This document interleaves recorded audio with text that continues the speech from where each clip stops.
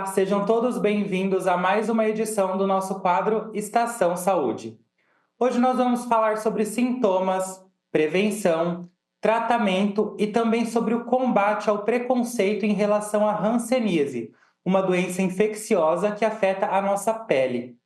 E como o mês de janeiro foi todo dedicado à conscientização e combate dessa doença, o conhecido Janeiro Roxo, hoje nós temos o prazer de receber aqui na TV Câmara o dermatologista Dr. Joel Lastoria para conversar um pouco com a gente sobre a hanseníase. Doutor, seja muito bem-vindo à TV Câmara e obrigado por aceitar o nosso convite. Obrigado vocês aí pelo convite, né, pela confiança. Eu estou falando aqui da Faculdade de Medicina Uninove, de um campus de Bauru, né? Então, obrigado aí e atenção aos telespectadores e a vocês aí por essa entrevista. Doutor, eu sempre começo esse quadro tentando explicar para o nosso público de uma maneira mais simplificada o que é a doença, né, tema do nosso mês. Então, se o senhor pudesse nos explicar de uma maneira mais simplificada o que é a hanseníase e como ela se manifesta na pele, eu agradeceria, por favor. Bom, Vinícius, a hanseníase é uma doença infecciosa, né, causada por um bacilo que chama Mycobacterium leprae. E ela é contagiosa, certo? Mas a gente trabalha bastante nessa doença e ela se inicia ou por um problema neurológico, que às vezes é difícil de avaliar no início, mas mais frequentemente, mais facilmente diagnosticada com lesão que aparece na pele, né? E essa lesão que aparece na pele normalmente se inicia por uma mancha mais branca, mais clara do que a pele, que nós chamamos de hipocrômica. Mas ela tem uma característica diferente das outras manchas mais claras do que a pele, que é a perda ou diminuição da sensibilidade nesse local, porque existe um acometimento neurológico, né? Então, toda vez essa doença tratada nessa fase vai ser muito bom. E ela tem uma transmissão, que eu tenho certeza que é uma pergunta que o pessoal tem, grande dúvida, ela é de transmissão interhumana, né? E, normalmente, indivíduos acometidos que apresentam uma quantidade de bacilos no seu corpo, junto a pessoas que são susceptíveis. Esse susceptível quer dizer que eles não têm tanta resistência ao bacilo. Felizmente, nós temos 80% a 90% da população é resistente à doença, né? E ela costuma aparecer, então, pelas gotículas que a gente tem na saliva, no espirro, né? E ela passa de uma pessoa para outra. Na verdade, nós precisamos de um tempo para ela. Ela tem que ter um tempo prolongado para que a pessoa adquira a doença. E esse tempo prolongado, ainda assim, num ambiente muito íntimo, então íntimo e prolongado, de modo que o ambiente familiar é o mais propício para isso. E há necessidade também de que as pessoas convivam muito juntas, né, para que toda hora alguém esteja recebendo uma carga desse bacilo. E, doutor, é uma condição que ela tem incidência em alguma idade mais, assim, eu digo, né? Sexo ou condição específica das pessoas? A condição das pessoas é uma condição normal, porque qualquer pessoa pode adquirir a doença, tá? Qualquer um, homem, mulher, até criança pode adquirir a doença. A grande coisa boa que existe é que 90% da população tem resistência a adquirir a doença, senão nós teríamos muito mais doentes do que nós temos, né? Em relação à idade, tem alguma coisa? Sexo, mais em homens, mais em mulheres? Nem idade, nem o sexo, nada disso interfere. Qualquer pessoa pode adquirir. Acontece que a condição socioeconômica mais baixa, ela é mais propícia, porque as pessoas vivem em um aglomerado maior, às vezes 3, 4, 5, mais pessoas num, 2 cômodos. Então, elas têm um convívio muito próximo uma da outra. Isso favorece a transmissão. Então, um fator socioeconômico mais baixo favorece esse tipo de moradia. Certo. E aí, agora a gente falou um pouquinho sobre a transmissão, então vamos falar sobre esse diagnóstico e em seguida sobre esse tratamento, né? Como que o diagnóstico é feito? É um exame? E depois de diagnosticado, o que que a pessoa tem que fazer? Qual que é o tratamento ou os tratamentos disponíveis no mercado hoje? Basicamente, o diagnóstico é clínico, né? Tem muitos testes laboratoriais, tudo mais, mas eles não fecham o diagnóstico da doença, fecham talvez um contato com o bacilo. Mas a doença mesmo, o diagnóstico acaba sendo clínico, por essa mancha, que é a mancha inicial, essa mancha mais clara do que a pele. É o ideal para se fazer o diagnóstico. Não tratada nessa fase, ela pode evoluir, né? Para uma fase mais benigna, que nós chamamos até tem um nome que chama tuberculose, é uma transformação lenta, e tem poucos bacilos. Essa forma dificilmente vai transmitir a doença. E a forma inicial também, com a mancha hipocrômica, também dificilmente vai transmitir. Mas as pessoas que não têm resistência, esses bacilos vão se multiplicando, e essas pessoas são contagiantes. Toda pessoa que tiver alguém na família com hanseníase, essa família deve ser examinada inteirinha. Todos os contatos desse paciente devem ser examinados, deve partir para um UBS, né, para uma unidade de saúde, para que a família seja examinada. Muitas vezes, nós vamos detectar doenças no seu início, que é o ideal, nessa mancha hipocrômica. Então, todos devem ser examinados. O tratamento, na verdade, ele é simples. Ele é composto por 3 medicamentos, dado gratuitamente no SUS, né? O paciente vai mensalmente e recebe uma cartela com os medicamentos. São 3 medicamentos. Tem uma droga bacteriostática, ou seja, que impede a multiplicação do bacilo. E a droga bactericida, que mata o bacilo. Aqueles que têm uma forma inicial, que é essa mancha hipocrômica, que é a forma indeterminada, ou a forma tuberculoide, onde existem poucos bacilos, que nós chamamos de pauci bacilar, eles vão ter um tratamento pelas 3 drogas por 6 meses. E a outra, que é uma forma mais importante, a forma mais disseminada da doença, onde eles têm mais bacilos, muitos bacilos, que são os pacientes que contaminam outras pessoas, eles vão receber o mesmo tratamento, mas por 1 ano. Então, a hanseníase, ela tem cura, doutor? Tem cura, sim. Esse é o grande tchan da hanseníase, que as pessoas não devem ter medo da doença, porque ela tem cura, sim. Claro que o ideal é se manifestar na fase mais inicial da doença, na fase de mancha hipocrômica, porque aí, além de 100% de cura, nessa fase não há um comprometimento dos nervos periféricos, porque quando a hanseníase atinge os nervos, ela começa a dar algumas características, né, de deformidades, que é o grande estigma da doença. Portanto, o grande incentivo é que as pessoas procurem as unidades de saúde ou os médicos, de uma maneira geral, para que sejam diagnosticadas bem no início.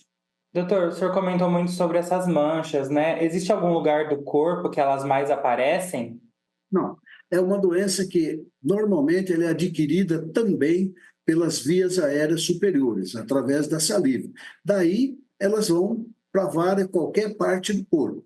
O problema é que nas multibacilares, pacientes que têm muitos bacilos, que passaram sem diagnóstico na fase inicial, eles podem ter um comprometimento, além da pele, um comprometimento de nervos e ainda comprometimento de órgãos internos. Por isso, gente, sempre procurar, em qualquer suspeita, deve procurar, não deve ter medo de receber o diagnóstico, porque procurando já no início, o tratamento é muito mais simples e muito mais tranquilo para a pessoa, sem nenhuma sequela.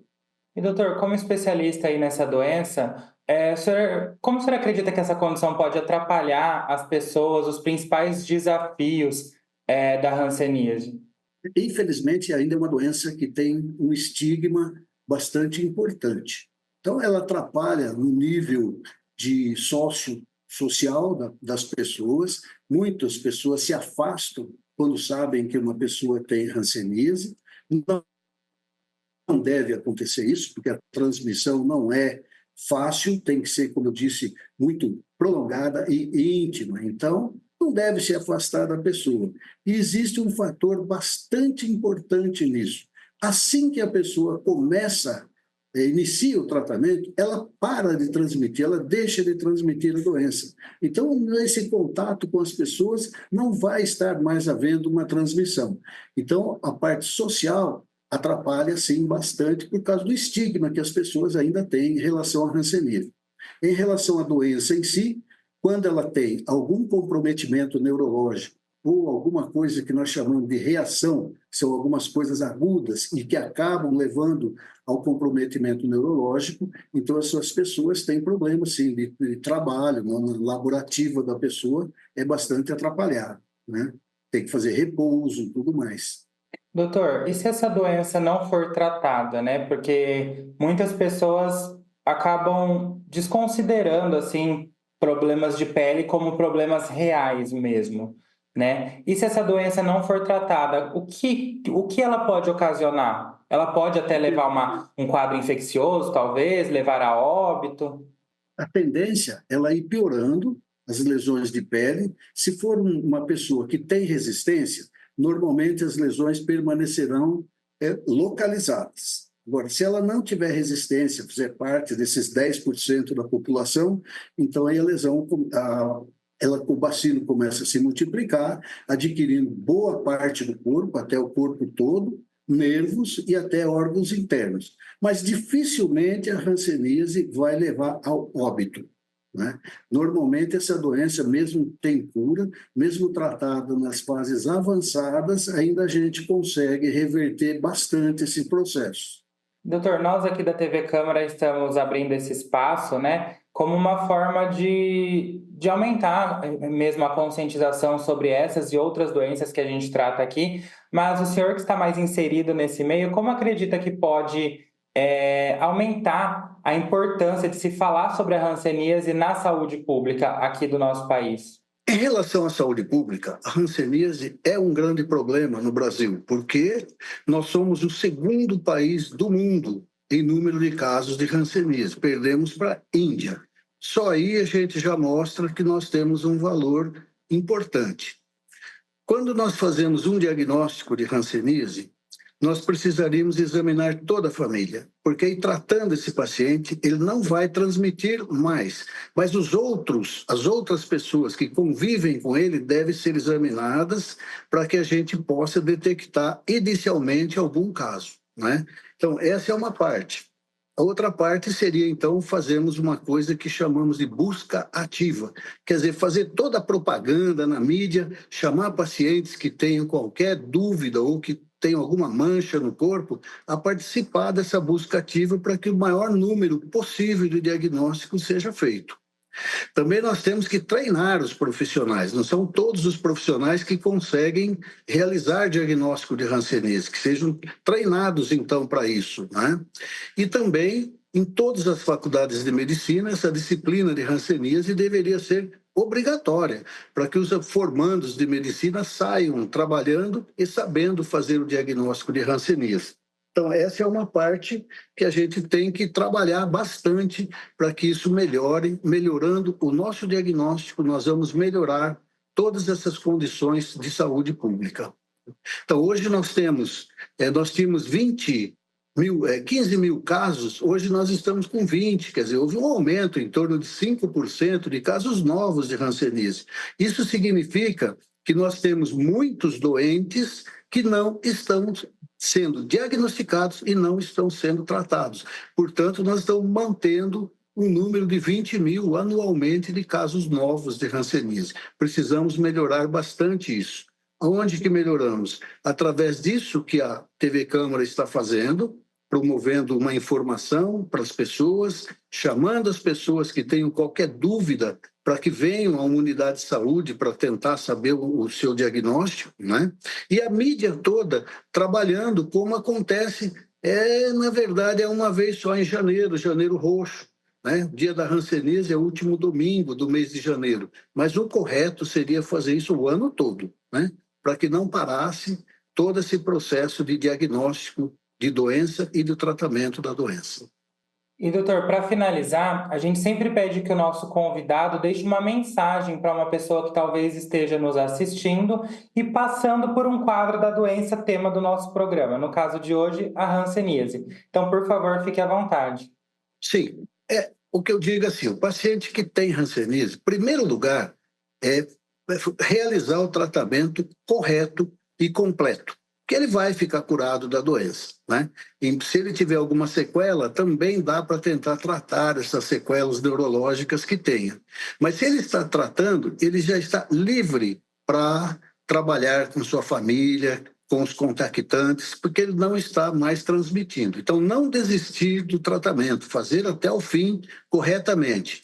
De vez em quando, fazer uma consulta, né, mesmo pós-tratamento, para ver se está tudo em ordem, se está tudo certo.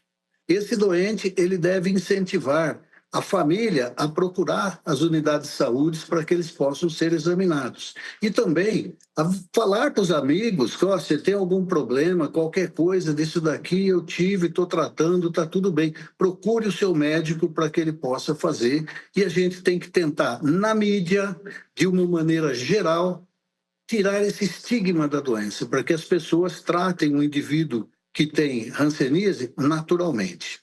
Tá certo, então, doutor Joel, muito obrigado por sua participação aqui no nosso quadro Estação Saúde, viu?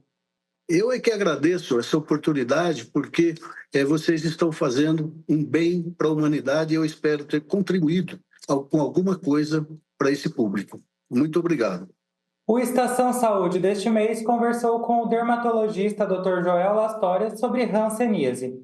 E você que assistiu o nosso programa pode participar sugerindo pautas para as próximas edições. É só escrever para o e-mail que está aparecendo aqui na legenda do vídeo. O Estação Saúde de hoje vai ficando por aqui. Não deixe de acompanhar o seu legislativo nas nossas redes sociais. Até uma próxima!